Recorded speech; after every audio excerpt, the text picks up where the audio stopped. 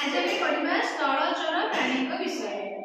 स्थलचर प्राणी माने कोन जो माने भूमि रे रहंती हैला जो माने पानी रे रहंती जो माने भूमि रे रहंती से माने स्थलचर प्राणी बोली कुहा जाय।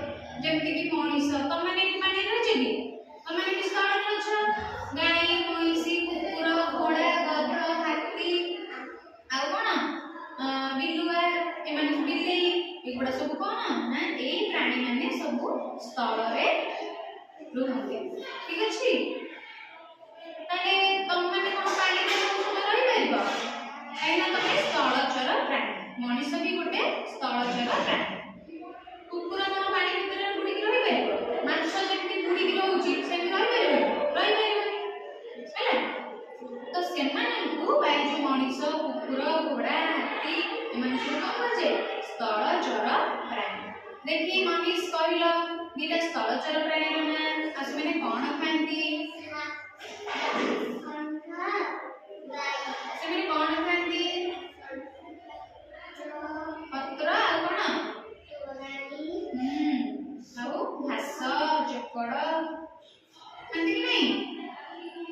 देखि आरो ए कहलो दुईटा स्थलचर प्राणी रो ना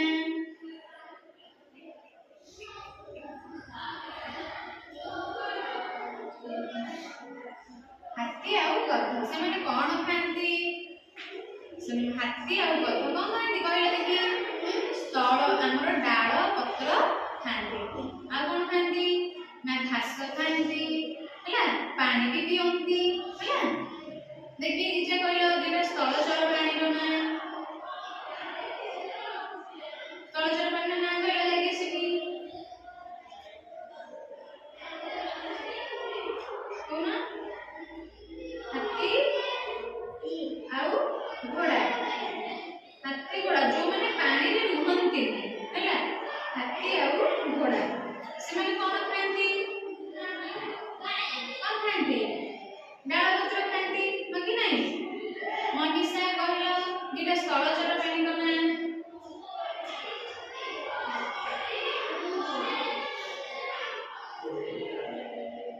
हाथी कोन खाए